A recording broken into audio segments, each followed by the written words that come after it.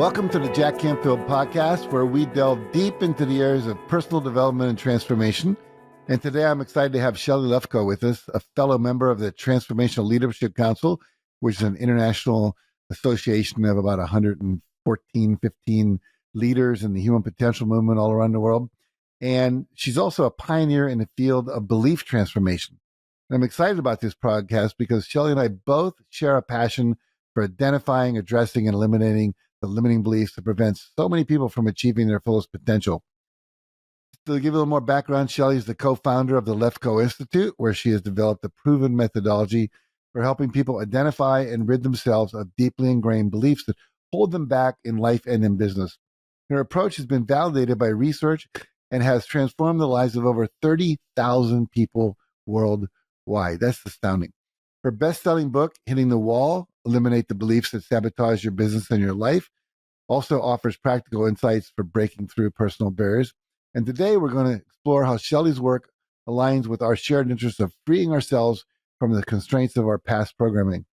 Shelly, it's wonderful to have you here to share your experience and your journey with us. Thanks for joining us. My pleasure, my friend. I know. But that's an old bio. We've reached over 200,000 people worldwide, easily. So we're only 170,000 people behind? That's it. Oh, my God. Well, I'm not sure where we got that, but there you are. So that was All updated. right. We're up to date now. Okay, good. Okay. So anyway, I'm not sure that everybody listening or watching actually knows what a limiting belief is or where they come from and how they typically affect their lives. Can you just unpack that basic concept with us for a few minutes? Yeah, I'm so glad you asked, Jack, because I often read things that, 35 years ago when my late husband came up with this theory that beliefs determine behavior, emotions, and even your reality, people used to say to us, beliefs? You mean like religious beliefs? What do you mean beliefs? Now everybody's talking about beliefs because most people know you can't make change without eliminating your beliefs. And when I read a lot of what people write, most people don't realize there's a difference between a pattern and a belief. So a belief is a statement about reality that we hold as the truth. That's what a belief is. A pattern is really what we want to change. Nobody cares about changing beliefs. We care about changing patterns. And patterns are observable. So there's behavioral patterns and emotional patterns, and then a reality pattern. So a behavioral pattern is, I can observe you procrastinating.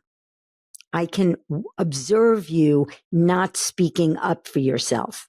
I can observe you on the stage looking scared, having a fear of public speaking. So behavioral patterns are observable. Emotional patterns, I can see you being depressed. I can see you being anxious. I can see you kind of looking down and upset. I can see you angry all the time. So I can see emotional patterns. Reality patterns are a little trickier, but it's where I do all the right things and nothing ever turns out for me. And that's when people talk about self-sabotage. That's because you have a reality pattern. So that's the difference. Now, beliefs underlie all of our patterns. So anytime you have an unwanted pattern, know that there are beliefs underneath it that are causing it. Now, you asked how our beliefs get formed. So we come into this world and we don't know if we're good enough or not good enough. We don't know if we're important or not. We don't know if life is hard or easy. We don't know if money is scarce and hard to get or flows to us with great abundance. And, it's interesting, Jack. I have asked people in every country. I have clients now in Uganda, in Saudi Arabia. And I ask them, when your kids are little and you come home at the end of the day, what do? And virtually every parent says the same thing. They run to me. And I say, and what do they want? Every child wants three things: affection, attention, and acknowledgement. Now, I'm going to ask you this question.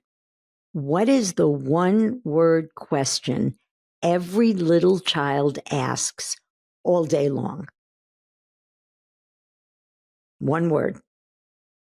I mean, I don't know. A question. So A question. if you We tell said a one word, it's a question. I don't one know. word question. So if you tell a child, no, you can't, what do they want to know? Why? Why? Mommy, why can't I have dessert? Why do I have to go to sleep? Why do I have to go to school? Why is the sky blue? Why do you have to go to work? Right? Mm-hmm. So if you are criticized as a child, which we all are, which is why Jack and I are busy all day, the kids ask, why? Why can't I live up to my parents' expectations? Well, I guess I'm not good enough. And I'm going to tell you in a little bit why most things that try to get rid of beliefs don't, and what does. But for now, if you're watching your parents struggle and they say, oh God, life is so hard and we can't pay the rent and, and we're really tight and we can't afford this and that. Child asks, why? Why are they struggling like that? I guess money is scarce and hard to get. I guess life is hard. That's how our beliefs get formed.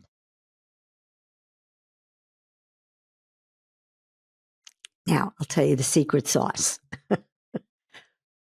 Why our beliefs stay with us and people think it's so hard to get rid of beliefs is because we think we saw our beliefs in the world. And it is impossible to not believe something you think you saw. Right? So if somebody said to you, oh, I know Jack, I was going to say Cornfield.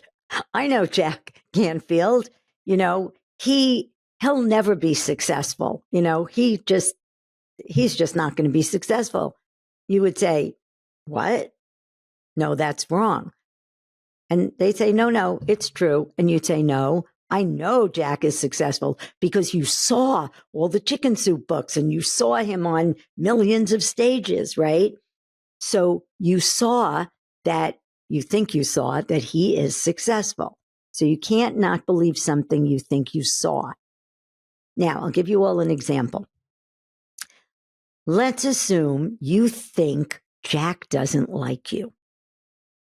And Jack and I are, you and Jack are standing, you and I are standing in the street talking. And Jack walks by and he doesn't say hello to you. Wouldn't you say to me, see, I told you he doesn't like me? And it is as if you could see he doesn't like you. But all you saw was him walk by you and not say hello. And when you're a child, you think you saw, I'm not good enough. Money is scarce and hard to get. I'll never get what I want. When in fact, all you saw was certain people, mostly your parents, behaving a certain way, saying things, doing things, struggling. And the belief was in your mind, you made that up. No, it's true. I mean, the people I work with all the time, it's like my mother was vacuuming. I tried to get her attention. She didn't give it to me. That meant she didn't love me. That happens when they're like 2 years old, 4 years old, whatever. So they interpret the behavior they see, give it a meaning, and then it's the meaning that runs their life forever until they can identify it, release it, change it. We'll talk about in a minute. Let's talk about how you go about. So you have a client, they're sitting there, they're stuck. they got a pattern that's getting in the way that you can see. They're procrastinating. They're not going for the job. They're not speaking in public. They're not being willing to go sing in the choir, whatever it might be, and that they want to do, but they're not doing. And then they sit with you in person, online, whatever. What do you do with them next? So we start with, as you just said, a pattern. Mm-hmm. And then we look at what are the beliefs underlying the pattern. So the first way you know you have a belief. So I'm going to do a little exercise. So Sure. everybody kind of take a deep breath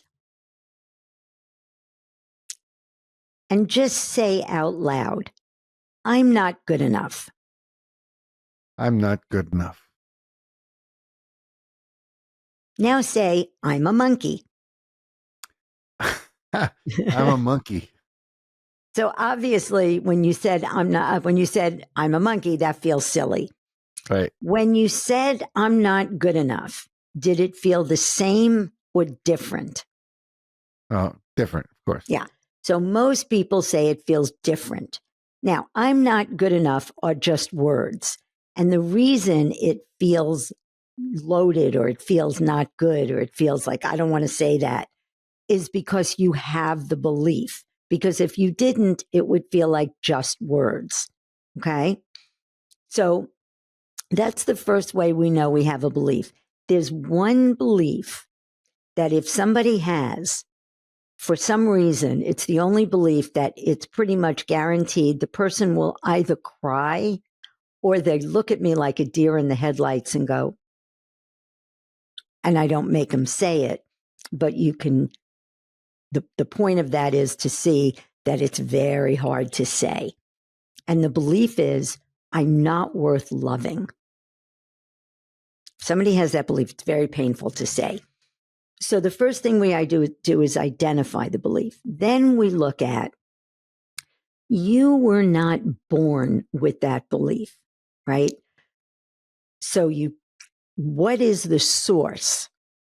Where did you first discover that you're not good enough, or that money was scarce and hard to get, or that life was hard, or that you would never get what you want? Whatever your belief is, what is the source? Where did you first discover it?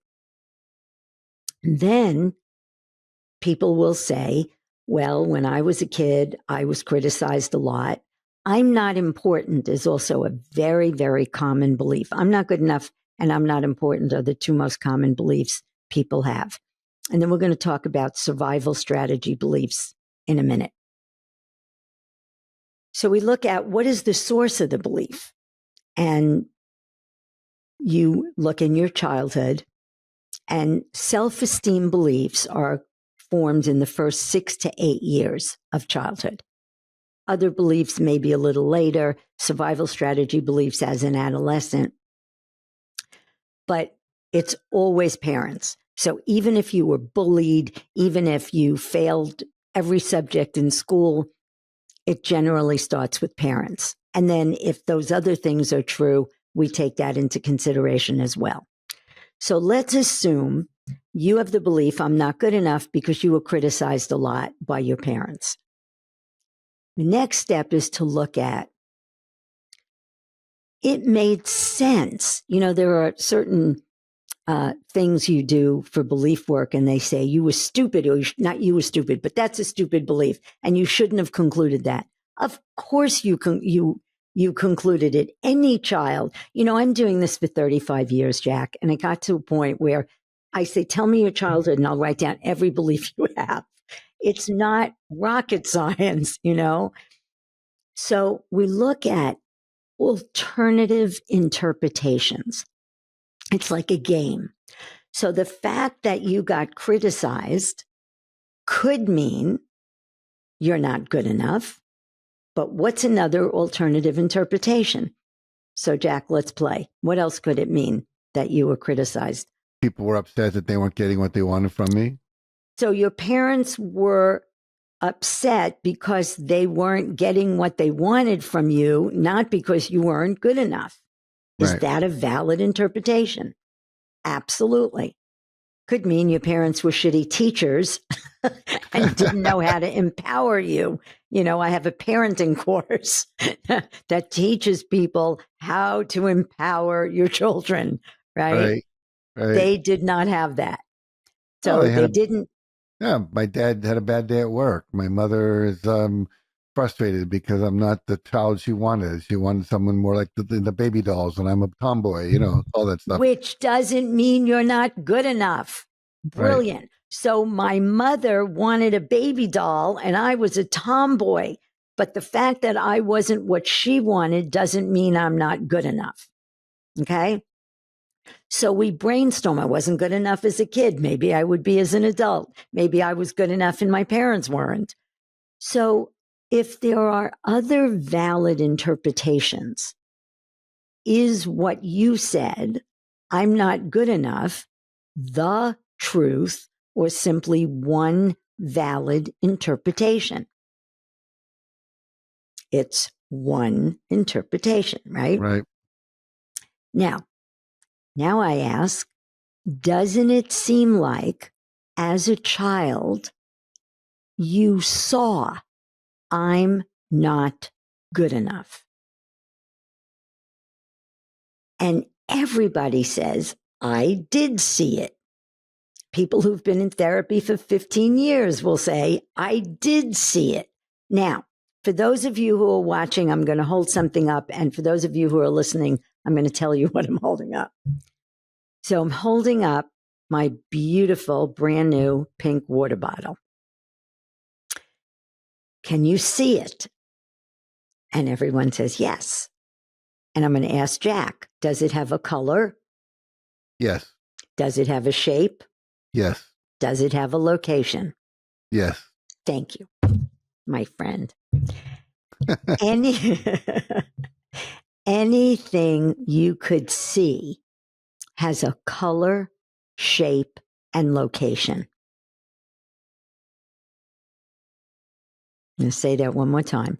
Anything you can see has a color, shape, and location. Did you ever see I'm not good enough? Based on that, no. Well, based on that, or yes or no? I don't allow qualifiers. As a result of your intelligent teaching, I would say no. No. Thank you. There's too much mischief when people qualify stuff. I know, I get it. Yeah. So you cannot see I'm not good enough. You can see your parents criticize you. You can see them not acknowledge you. So you can see an absence of something. I can see that Jack is not wearing a hat, right? But you can't see I'm not good enough. You can see failing in school. And one interpretation is you were in a terrible learning environment, or you were a visual learner in an auditory world learning environment, right? Or you weren't, you had emotional issues and you weren't concentrating, or you didn't do well in groups of 30. But all you can see is what happened to you. I work with sexual abuse survivors. It is my favorite population in the world because you can't see I'm damaged goods. You can't see I'm worthless. You can see somebody abusing you. Now, the next question is, so if I'm not good enough, whatever belief you're working on, wasn't out there to be seen, where was it? Well, it's in my head. The thought. In my head. Exactly. In my head. I made it up. And again, you weren't stupid to make it up. It made sense, but you still made it up. Now, the belief at this point is gone. However, there are certain people who give a lot of credence to their feelings. Okay, and I'm going to talk about this. I wasn't going to, but I will now, because I didn't think I was going to walk you through the process. Now I ask, what does it really mean that happened to you, that you didn't live up to your parents' expectations, that you were abused, that your parents suffered or struggled. What meaning does that have? And then I say, don't answer, because I want to walk you into the answer. So I want everybody to do this with me. Play a game. Jack's going to give us an answer. If you're in a room and somebody you know comes in and doesn't speak to you, what might you automatically think?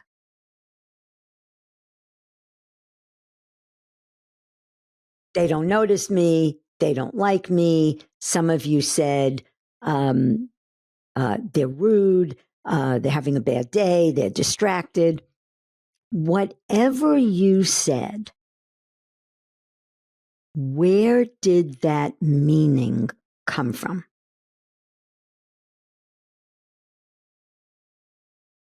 Exactly. The meaning comes from your mind. Okay? All meaning is in your mind. Oh, it's going to be a bad day. Oh,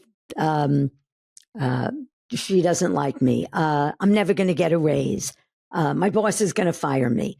You know, we give meaning all day long. You know, nobody's going to like me tonight. You know, whatever it is, meaning is in your mind.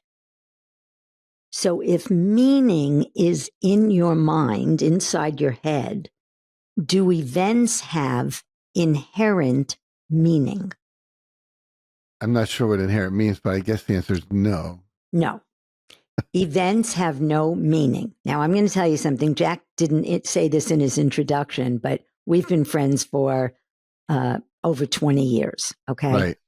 Okay. When my husband Did you make died, any meaning out of that, by the way? None at all. Good. I'm just teasing you. No, it was a great question because I almost did. But I'm so trained. I love it. Very good, Jack. So, another way of saying events have no meaning, we don't know anything for sure because something happens. So it's not that it doesn't matter. It's not that it has no consequences. So my husband, who was an extraordinary human being that I loved dearly for 35 years, died. Now, to say I grieved and I cried, yes, that's very healthy. To not get out of bed is not healthy. Okay? So I use this technique every day. I'm going to teach it to you in a minute. So now going back to the belief process. Because my husband died, does that mean I'm going to starve to death? Does it mean I'm going to be alone for the rest of my life? Does it mean I'll never be happy again? Okay, so the events have no meaning. We don't know anything for sure because Morty died. We don't know anything else other than that. So I ask now the client, what does it mean that you didn't live up to your parents' expectations or your father called you stupid? What meaning does that have? And they get the events have no inherent meaning. Now, last step. Doesn't it seem like the events made you feel not good enough, not living up to your parents' expectations, or your father calling you stupid or failing in school made you feel not good enough? And everybody says, yes, of course it made me feel that way. Can events that have no meaning make you feel anything? Obviously not. That's right. So if you're walking down the street and a man walks past you and it has no meaning, what are you going to feel? whatever I was feeling before, probably. No. If you're walking down the street, a man walks past you, it has no meaning. What are you going to feel? Well, nothing in relation to Nothing. that. Yeah. Yeah, you won't. That exactly. In relation to that, you'll feel nothing. Right. But if you give it the meaning, he's dangerous, what are you going to feel? Scared. If you give it the meaning, he'll protect me, what are you going to feel? Safe. Good. So your feelings, all of your feelings come from the meaning we give meaningless events. And I'm going to teach you later how to get rid of a negative emotion in the moment. So now I go back to my client and I say, what does it mean that whatever happened to you happened? And they say nothing. So what made you feel not good enough? The meaning I gave the events. And then I have them close their eyes and I say, imagine giving the same exact events different meaning. Imagine Uncle Jack and Auntie Shelly are there and we say to you, honey, there's nothing wrong with you. Your parents are dysfunctional. And you go, oh, I see. My parents are dysfunctional. I'm fine. And as you're giving the same events that meaning, do you still feel not good enough? And they go, no. I say, well, if you didn't feel it then, would you feel it today? Nope. Then you take a deep breath. You say, I'm not good enough out loud. And it feels flat or completely different. Now, I want to say one more thing. No amount of evidence gets you to believe that your beliefs are not true. I have worked with 5 Harvard PhDs, Jack will relate to that, who all had the belief, I'm stupid. And the first one was we were working, Morty and I were doing a workshop for a company, and we had just created the process. And I had this head of the psychology department, and he wanted to leave. He was miserable. And I said, what do you believe that has you not leave? And he looks at me and he goes, I'm stupid. And I said, you have a PhD from Harvard. He said, oh, I conned my way through Harvard. You don't con your way through Harvard. But he believed that because he saw I'm stupid. So his father used to smack him on the back of the head and call him genius every time he made a mistake. That's great. I love it. I love it. So, I teach this model called E+R = O, event plus response equals outcome. I agree with you. All feelings are outcomes, not responses. There's a mental belief that comes first, the idea that, you said something, then I judged that I'm not okay, or you don't love me or whatever, then I feel bad, I love to do this example where I'm in teaching and I say to someone, if I said to you, you have green hair, would that upset you? And they go, no, why not? Because I know I don't have green hair, but if I said you're one of the most selfish people I've ever met, would that upset you? And about half the people go, yeah, because inside they have some belief that they are in fact selfish. Because if you don't go into agreement with it, you can't be hurt by it. I always challenge people, go ahead, hurt me. But don't hit me. But other than that, make me feel hurt. Can't do it, because I have to agree to some stupid thing if I was allowed to let that happen. So you talked about negative emotions. Do you want to say anything more about that? So we first form beliefs. Right. Then the meanings that you give events come from those beliefs. So sometimes you just give a meaning because it's just whatever. But a lot of times your meanings come from your beliefs. So anytime you have a negative emotion, stop and ask yourself, what just happened? Jack didn't say hello to me. What meaning did I give it? He doesn't like me. What else could it mean? Jack is shy. But what does it really mean? What do I know for sure? Because he didn't say hello. Nothing. Then the emotion goes away. Now you could go to Jack and say, hey, Jack, are you mad at me or you didn't say hello? Anything going on? The other way, the way Morty did it, we have a course where we teach this and we have 7 different ways to do it. But I teach 2 because these are the easiest. Something happens, you have an emotion and you go, what just happened? I didn't get the raise. What meaning did I give it? I'm never going to get a raise. Can you get that I'm never going to get a raise is in your mind? It's not in the events. So you separate the meanings in your mind, the events are out there. And the minute you do that, the emotion will go away. You know, it's interesting. I am, as Jack will tell you, one of the most relational people you will ever meet, right? So give me people to work with, put me in front of an audience. You know, that's my dharma. That's where I want to help people be free. That's what juices me. But if you said to me, how'd you like to run a business? I'd say, well, I could do that or I could shoot myself. Not my wheelhouse, not interested. I don't know how. I don't want to. I don't care. When my husband died, he left me a business.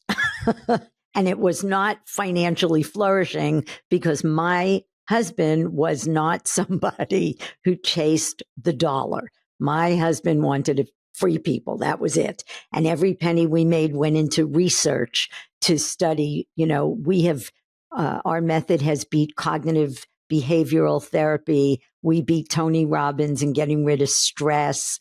You know, so we have research studies. That's where my husband was, you know. So here I get this business. And the first morning after I come back to earth, after he died, I didn't want to get out of bed. And I said, what happened? Morty died. What meaning did I give it? I am going to starve to death. I don't know how to run a business. And I said, well, what else could it mean? Well, it could mean I'm going to step up. And I am very, very lucky, thanks to Jack. I have a lot of amazing friends who are very successful, whose brains I can pick. You know, Marcy Scheimoff and Deborah Poneman are my, you know, sisters in getting me back on my feet. And so I learned, you know, and sometimes I still don't think I know what I'm doing, except my business is 4 times what it was when Morty was alive.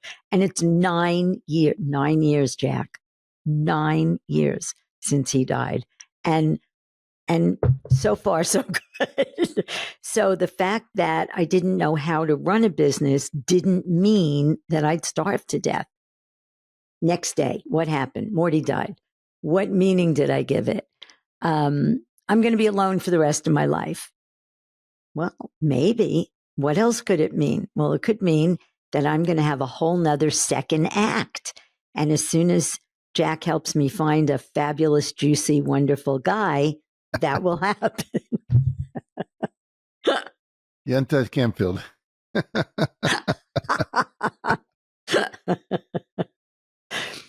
So I did that every day. You know, I just kept getting rid of the meanings that I was giving to his death.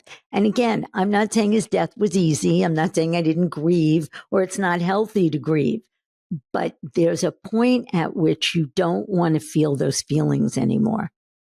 And if you just practice this tool, it really can help you not ever be at the effect of anything again.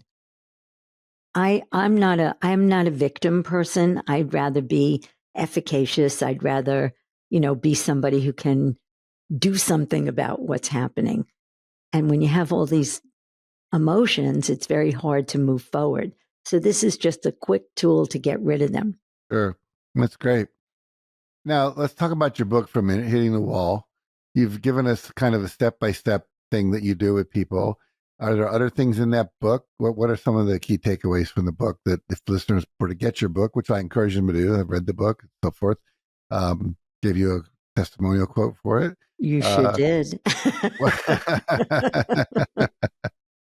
Yes, the first time I did the process with you, I don't know if you remember this. I think we were in Mexico, and we eliminated some belief on the bus. I can't remember. I helped Janet Atwood get rid of her fear of public speaking on the bus.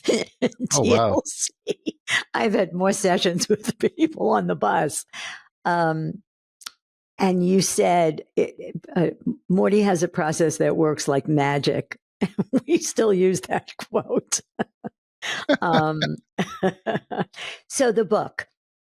So we have a program called Natural Confidence, which is 19 self-esteem beliefs. And I'm going to give you, if Jack says it's okay, I'm going to give you a link to eliminate a belief for free. It's called eliminatebeliefs.com. And if you go to eliminatebeliefs.com, you can eliminate a belief for free, and it'll take you to this natural confidence program, which is 19 self-esteem beliefs that you do with a video.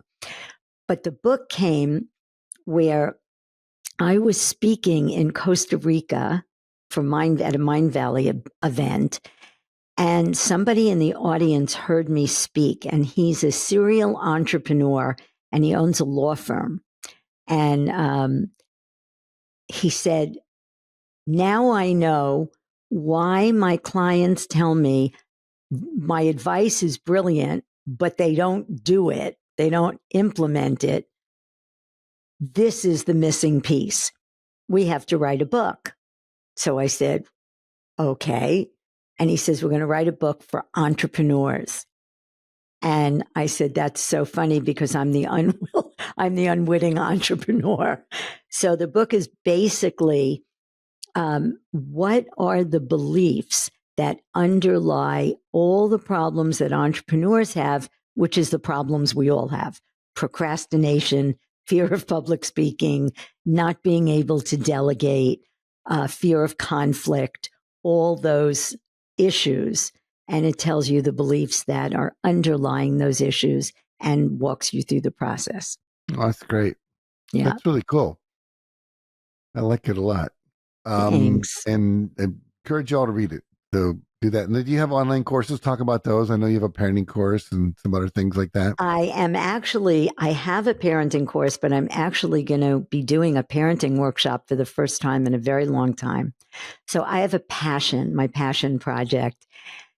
I believe that the only thing that's really going to change the world is to raise a conscious generation of children. And, Jack, one of the first business books I ever read was The Success Principles. And I love that book. I think I mentioned it in my book. There are so many brilliant things that you can learn. But the thing that Jack teaches that I love is about how to be what I would call an enlightened being, how to not hate, how to love, how to treat people with dignity and respect. So if you raise a child consciously thinking about when they walk away from you, what are they concluding? So if you scream at your child, they're going to conclude the way to get what I want is to yell. Right? If you beat your child or every time they do something wrong, you scream at them, they're going to have a fear of conflict. It's not rocket science.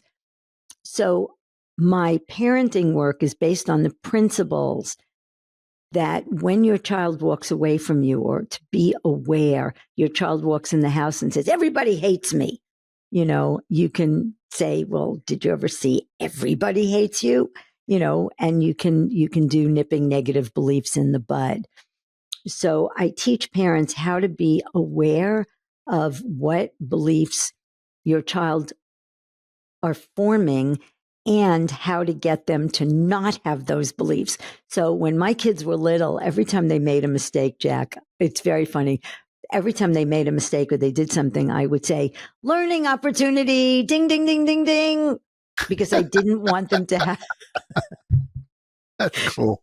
I didn't want them to have the belief mistakes and failures are bad, which is the third most common belief people have. And you can read every business book on the shelf. It doesn't matter if you still have the belief mistakes and failures are bad.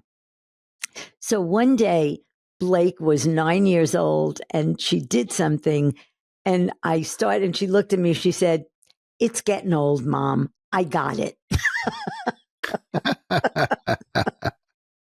That's good. That's good. I love it. Yeah. I think what you said is, we can raise a generation of children that don't have these belief issues. But then you got to raise a generation of parents who can teach them that, or a generation of teachers in schools who can teach them that. And I think what's exciting is the more this gets into the culture. I was a member of the self-esteem movement for quite a long time, and one of the founders of the National Council for Self-Esteem and things like that. And the idea that we've got to get this into school. We have what I call a psychologically ignorant culture. We don't know, and we need to learn. And more and more this is getting in there. Shows like Oprah started breaking open some of this stuff to the general public, and all the different books that are out there now. When I was growing up, if you had 15 books, you had the entire human potential movement in your library. Now I can't even read all the books of the members of the Transformational Leadership Council that everyone writes, because there's so many of them, which is great. There's more and more rubber hitting the road all across the nation, and people are writing local books and so forth and so on. And are you training people to do your work? I am. We have, in fact, we have a training starting in end of January or early February. We train people there's 3 trainings right now: the Lefkoe method, how to eliminate a belief, how to find the pattern and look at the beliefs, find the beliefs underlying the pattern. Mm-hmm. And then we have something that my genius late husband created called the deconditioning method. And it's where you can literally, I worked with a woman this morning. She bought 10 sessions. And she said to me, so when she was a kid, her mother was crazy. And her father, every time she did something wrong, her father used to threaten that he was going to leave her with her mother.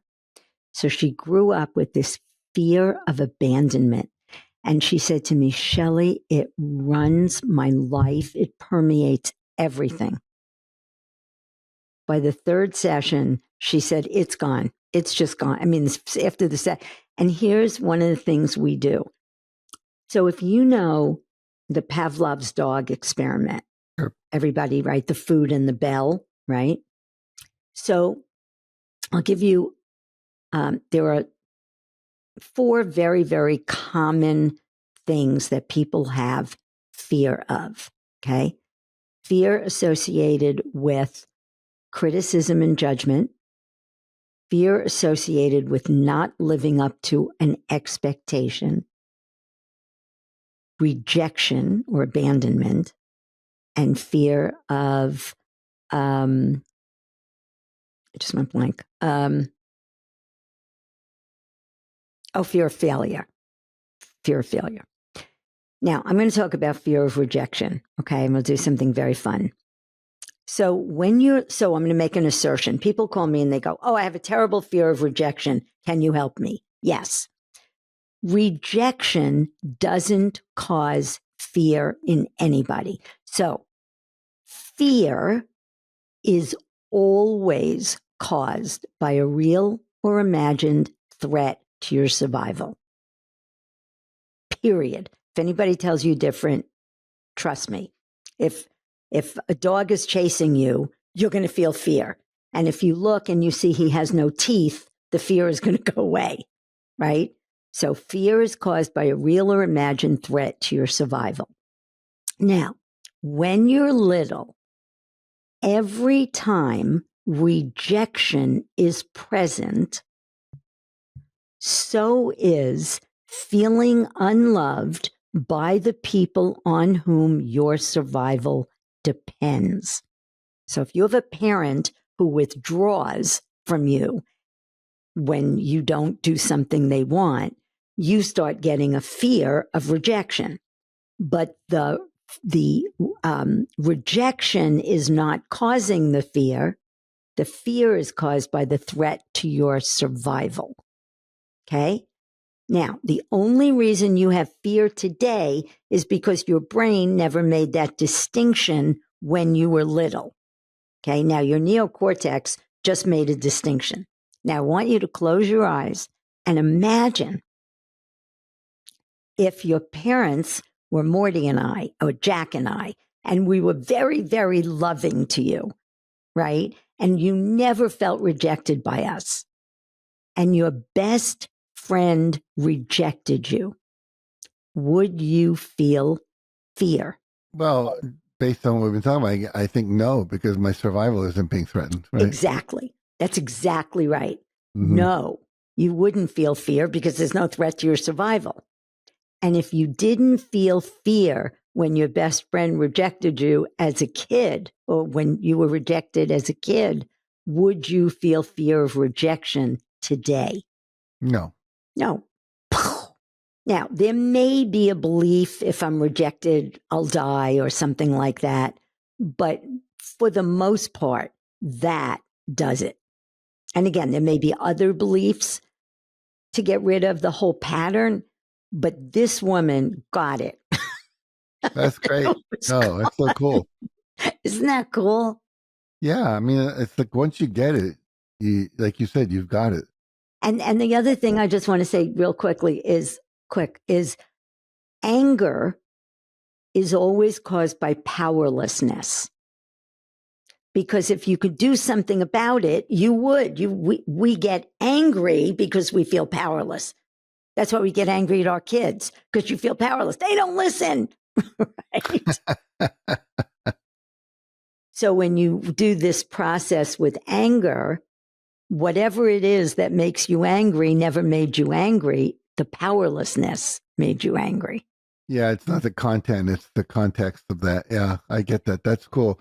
You know, the thing I take away from this conversation, because I'm always learning new things from you and others, is this idea of, you can't see it in space, doesn't have a location, you said a shape and a color, then it's just in your mind, and it's so obviously right, but I hadn't thought about that the same way you shot. I'm going to walk away with that today as a real insight. Thank you for that. Yeah, you're welcome. One of the things I love the most there's so many things I love about you, Jack, but one of the things I admire the most about you is that you are a learner.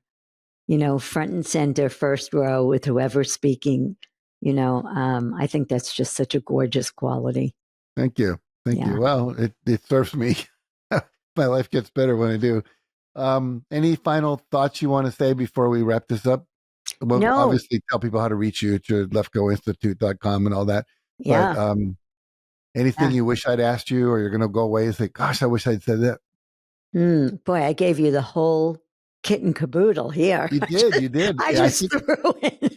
I don't usually. Yeah. I love it. And I think, what I'm just going to say to people watching and listening is, even though she did give you the whole kit and caboodle, there's still the work to do.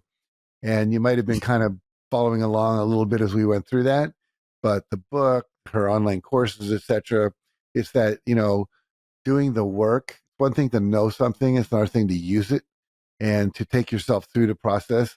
Like, I know a little bit about yoga, but if I don't get in there and do it, and sometimes I have to look at a video to make sure I'm doing it right, then it doesn't serve me at all. So I want to encourage you to reach out and get some of the resources that Shelly has. And then, thanks, honey. But definitely go to eliminatebeliefs.com and eliminate. There's 3 of the most common beliefs that people have that you can eliminate for free. And if you do that, that will make the biggest difference.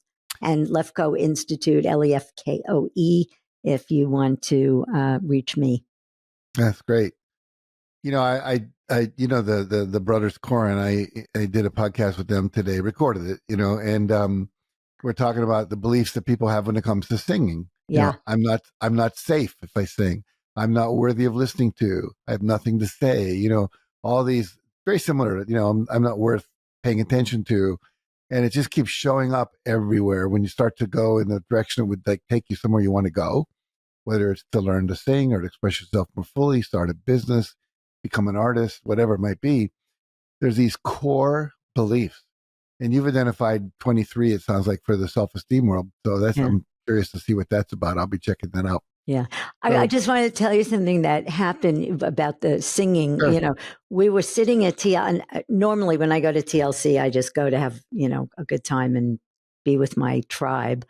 But I was sitting at a table with some folks, and there was a new a guest. And I was listening to him talk, and he kept saying, yeah, and blah, blah, blah, but I don't want to be famous, and blah, blah, blah, blah, blah, blah, but I don't want to be famous. So when everybody walked away, I said, can I ask you a question? He said, yes. I said, I keep hearing you say, but I don't want to be famous. And the way you say it is very charged. I said, I don't care if you're famous or not, but I'd like you to have the choice. Would you give me 15 minutes? He said, of course.